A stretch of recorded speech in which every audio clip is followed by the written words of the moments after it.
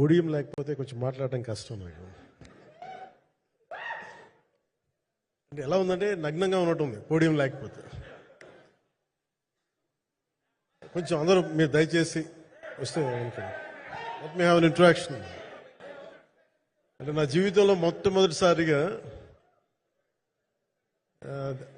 అదే ఎప్పుడు చేశాను ఇంత, నాకు పొలిటికల్ ఇంటరాక్షన్ చేశాను కానీ మీడియా మిత్రులతోటి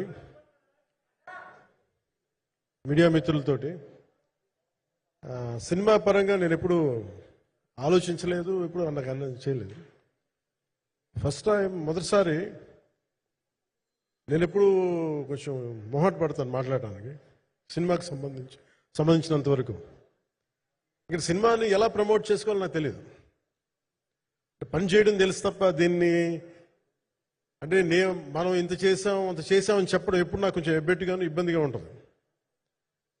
నేను చాలా యాక్సిడెంటల్ యాక్టర్ అండ్ ఇంకా గత్యంతరం లేక టెక్నీషియన్ అయిన వాడిని. నాకు నచ్చే సన్నివేశాలు నచ్చే సినిమాలు చేసుకోవడానికి ఆ పరిస్థితుల్లో ఇది నా మొదటి ఇంటరాక్షన్. ఇది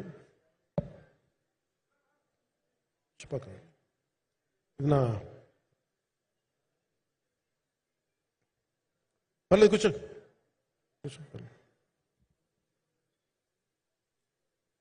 రథం గారు వస్తారు. అంటే ఇదంతా చేయడానికి మీడియా మాట్లాడడానికి ఇదేదో నాకు పొగరు అహంకారం ఏం కాదు.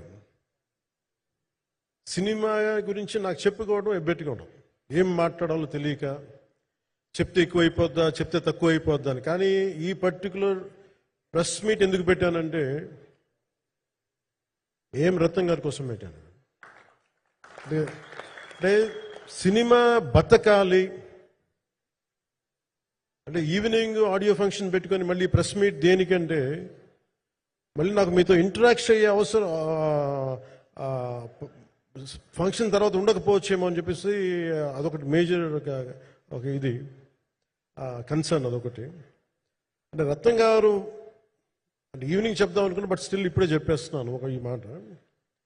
త్రివిక్రమ్ గారు రాసిన ఒక డైలాగు అజ్ఞాతవాసిలో, ఒక చిన్నపాటి సౌకర్యం కోసం ఇక్కడ మీరు కూర్చున్న ఒక చిన్నపాటి కుర్చీ కోసం ఒక యుద్ధమే చేయాల్సి వస్తుంది.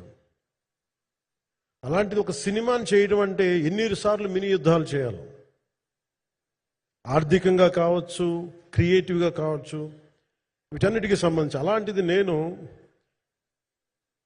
ఎప్పుడు కూడా సినిమాల్లోకి రాకముందు ఏం రత్నం గారు లాంటి వ్యక్తి నా ప్రొడ్యూసర్ అయితే బాగుండు అనుకున్నాను.